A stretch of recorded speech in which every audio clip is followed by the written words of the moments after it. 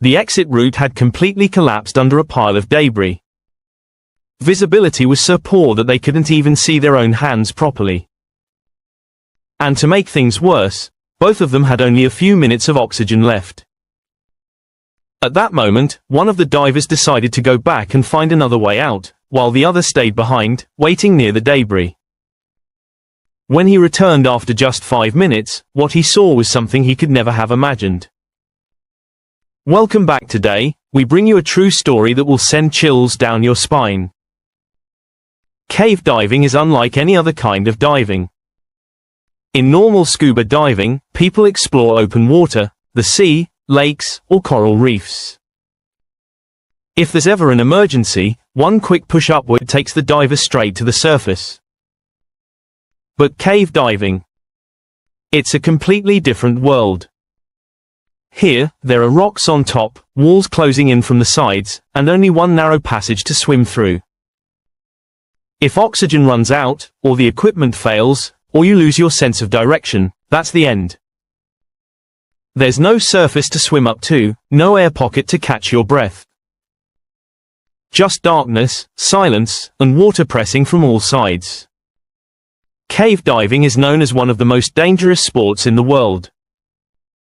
To put it into perspective, swimming has a casualty rate of about 1.7 per 100,000 people. Base jumping, which is considered extreme, has around 43 deaths per 100,000 participants. But cave diving, an astonishing 138 deaths per 100,000 divers. That means cave diving is almost 3 times deadlier than base jumping. Every year, 25 to 30 divers lose their lives in these underwater tombs. And the only reason this number isn't higher is that very few people have the courage to attempt cave diving in the first place.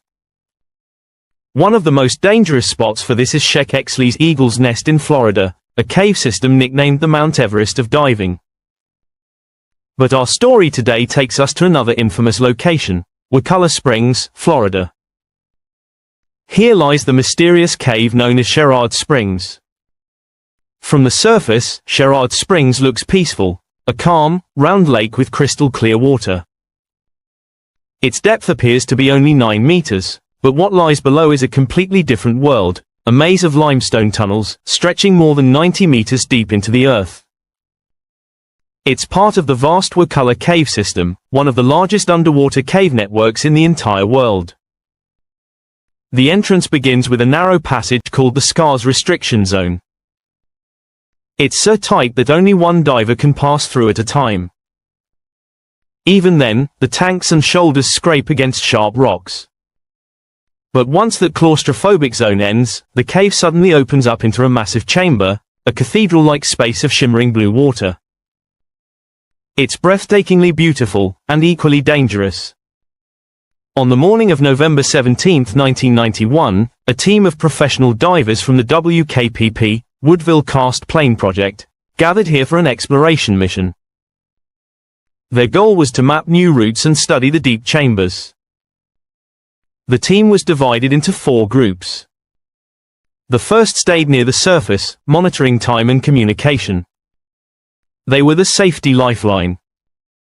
The second team placed decompression tanks at strategic points, extra oxygen bottles hung at different depths to help divers breathe while returning.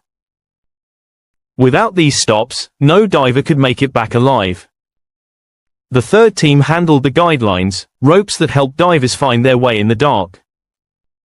They checked safety lines, secured backups, and ensured a clear route ahead. And finally, there was the fourth team, the explorers, Bill and Parker. 2 friends, full of courage and adventure, who were about to make the most daring dive of their lives. At 10 a.m., both checked their gear, tested their scooters, and took a deep breath before entering the water. As they descended, they met George, one of the decompression divers, at a depth of 20 meters. They exchanged signals and continued downward. Soon they reached the narrow Scars Restriction Zone. Carefully maneuvering their tanks, they passed through and entered the magnificent Wakulla chamber. For a moment, both men paused. The sight before them was stunning. It felt like floating in outer space. After about 40 minutes, they reached a section known as Grand Canyon 4. The path was tight, the turns unpredictable, but the scooters handled it well. They reached a lower chamber called the Wakulla Room, and from there, began their ascent. Up until this point, everything was going according to plan. Both were calm, confident, and ready to return after completing the mapping. But as they turned back, something changed. The water around them became cloudy. Within seconds, visibility dropped to 0. The once clear tunnel now looked like a storm of mud. They couldn't even see the light on their own hands. Something had gone terribly wrong. Holding onto the guideline, Bill and Parker began to make their way back. But the water current had changed, mud and debris floated everywhere. Soon, the path ahead was blocked by a massive pile of silt and stones. Their exit route was gone. Panic began to rise. Both divers checked their oxygen, only a few minutes left. Bill wrote on his underwater slate, "Wait here, I'll check the line." He swam back, hoping maybe they'd taken a wrong turn. But the line marker confirmed it, this was indeed the exit route. When Bill rushed back to tell Parker, his heart sank. Parker was gone. He shone his torch in every direction, but the water was too thick with mud. Then, in the faint light, he noticed a small flow of water seeping through the debris. Perhaps Parker had tried to dig through it. Bill didn't think twice. He began clawing at the mud with his hands. Every breath felt heavier. The pressure, the darkness, the silence, it all felt like death closing in. Finally, after what felt like hours, he managed to break through. He swam up the narrow passage, his oxygen nearly gone. At 30 meters, he reached the decompression tank. He took a desperate gulp of oxygen, relief flooding his lungs. But when he looked to his side, his heart froze. Parker's oxygen tank was still hanging there, untouched. That meant Parker never made it this far. Moments later, George, the safety diver, appeared. Bill wrote on his slate, "Parker is gone." George tried to calm him and pull him upward, but Bill refused to leave without his friend. Eventually, George had to force him back to the surface. The rescue team went down again. Hours passed. Finally, the next morning, they found Parker's body, floating near the upper reaches of the cave. His gear had been removed, and he was wearing only his wetsuit. But why had he removed his equipment? Later investigation revealed the heartbreaking truth.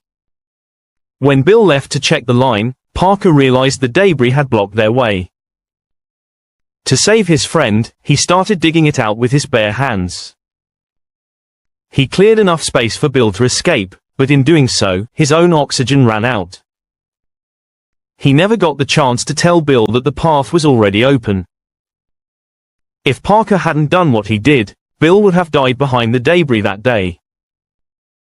It was his friend's sacrifice that allowed Bill to see the light again. Even years later, Bill never forgot that moment, the darkness, the silence, and the ultimate price his friend paid. If you found this story powerful, don't forget to like, share, and subscribe, because sometimes, even in the darkest depths, the greatest stories of courage and friendship are born.